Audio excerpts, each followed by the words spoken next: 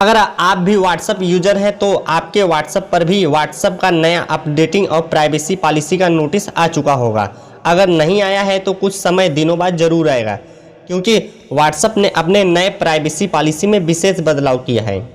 तो फ्रेंड्स, इस वीडियो में आपको व्हाट्सएप के न्यू प्राइवेसी पॉलिसी से रिलेटेड सभी टॉपिक, जैसे कि व्हाट्सएप ने ऐसा पॉलिसी क्यों लाया, इस पॉलिसी से आपके निजता पर क्या प्रभाव पड़ेगा, इस प्रकार व्हाट्सएप किन किन आंकड़ों को एकत्रित करेगा तथा व्हाट्सएप की स्वामित्व कंपनी फेसबुक इंक को इस पॉलिसी से क्या फायदा होगा, इन सभी टॉपिक्स को डिटेल में बताऊंगा।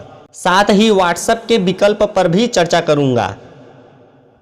तो सबसे पहले व्हाट्सएप ने ऐसा पॉलिसी क्यों लाया, इस नए पॉलिसी से व्हाट्सएप को क्या फायदा होगा, इसको समझ लेते हैं। जैसा कि आप जानते होंगे कि व्हाट्सएप फेसबुक इंक का एक मैसेजिंग ऐप है और फेसबुक इंक ने फेसबुक मैसेंजर, इंस्टाग्राम और व्हाट्सएप की सेवाओं को एकत्रित करने का फैसला किया है।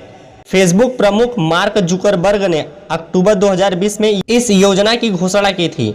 इस क्रम में इंस्टाग्राम व एफबी मैसेंजर को एकत्रित किया जा चुका है।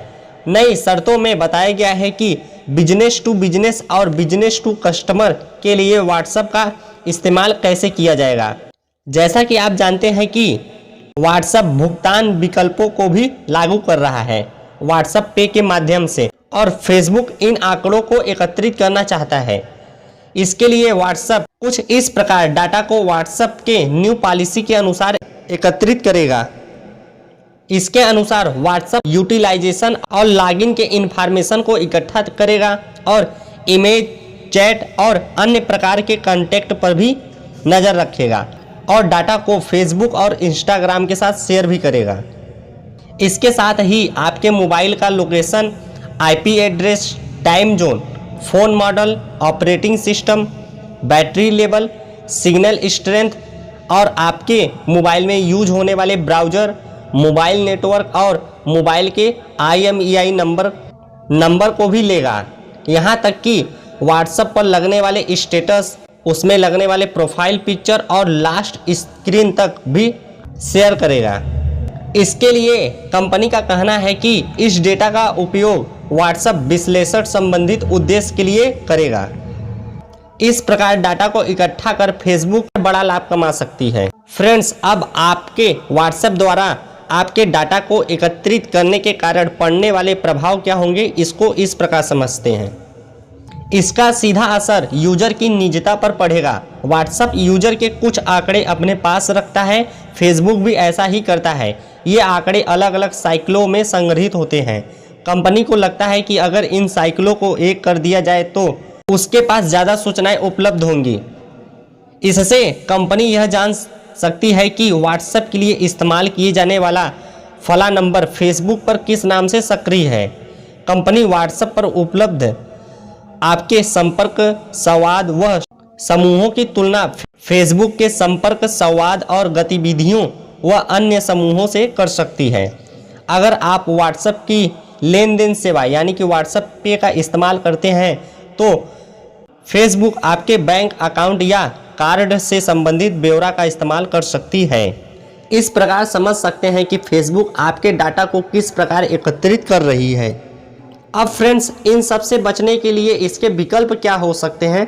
जैसा कि आप जानते हैं कि व्हाट्सएप दुनिया का सबसे पॉपुलर मैसेजिंग साइट है और अक्टूबर 2020 के आंकड़ों के अनुसार इसको यूज करने वाले लोगों की संख्या विश्व भर में 2 अरब से भी ज़्यादा है और अकेले भारत में इसके 40 करोड़ यूजर हैं।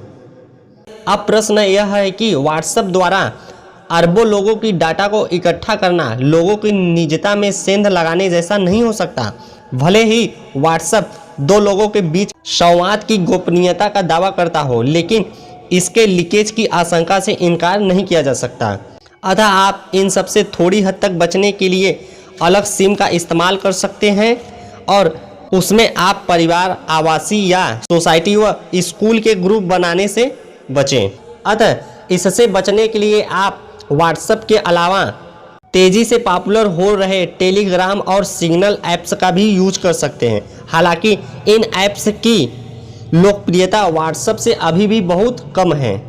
इस नए पॉलिसी को लेकर लोगों में असमंजस की स्थिति बनी है। लोग नए वैकल्पिक मैसेजिंग ऐप का भी रुख करने लगे हैं। अमेरिका और भारत के ट्रेड कमीशन ने इसके खिलाफ आवाज भी उठाई है। यहाँ तक कि अमेरिका में फेसबुक को अदालत में चुनौती भी दी गई है। इन सब के बीच व्हाट्सएप ने एक विज्ञापन जारी किया है, जिसमें उसने कहा है कि व्हाट्सएप न आपके प्राइवेट मैसेज को देख सकता है, न ही आपके कॉल्स को सुन सकता है, और न ही फेसबुक ऐसा कर सकता है।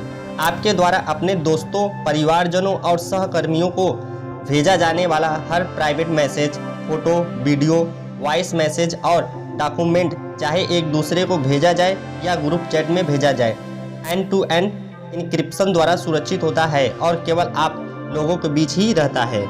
व्हाट्सएप आपके शेयर की गए लोकेशन को नहीं देख सकता और न ही फेसबुक ऐसा कर सकता है। फिर इसने आगे बताया है कि व्हाट्सएप पर ग्रुप प्राइवेट ही है। हम आपके व्हाट्सएप मैसेजेस पहुंचाने के लिए और हमारी सर्विस को स्पैम और गलत इस्तेमाल से सुरक्षित रखने के लिए ग्रुप मेंबरशिप का इस्तेमाल करते हैं। हम इस डेटा को फेसबुक के साथ विज्ञापन के उद्देश्यों से शेयर नहीं करते हैं। सिर्फ यही नहीं, ये private chats end to end encrypted भी होते हैं, इसलिए हम उनका कंटेंट नहीं देख सकते। फिर आगे पुराने प्राइवेसी में बदलाव के संबंध में उसने कहा है कि हमारी पॉलिसी में किए गए बदलाव आपके दोस्तों और परिवार के साथ आपके मैसेज की प्राइवेसी को किसी भी तरह प्रभावित नहीं करेंगे, बल्कि ये बदलाव व्हाट्सएप पर बिजनेस मैसेजिंग से जुड़े हैं, जो कि वैकल्पिक है, और साथ ही ये डेटा को कलेक्ट करने या इस्तेमाल करने के हमारे तरीके के बारे में और स्पष्टीकरण देते हैं। तो फ्रेंड्स, मैं उम्मीद करता हूँ कि इस वीडियो के द्वारा आप व्हाट्सएप के नए अपडेटिंग और प्राइवेसी पॉलिसी में क्या है, इसका दुनिया भर में विरोध क्यों हो रहा है और आगे आप क्या कर सकते हैं, इन सभी पॉइंट्स को अच्छी तरह समझ गए होंगे। अगर व्हाट्सएप के नए अपडेटिंग और प्राइवेसी पॉलिसी पर बना यह वीडियो आपको पसंद आया हो तो इस वीडियो को ज़रूर लाइक करें, साथ ही चैनल को सब्सक्राइब भी करें और बेल आइकन को दबाना ना भूलें, जिससे कि इसी प्रकार के लेटेस्ट वीडियोज़ की नोटिफिकेशन आप तक सबसे पहले पहुँचे। Thanks for watching.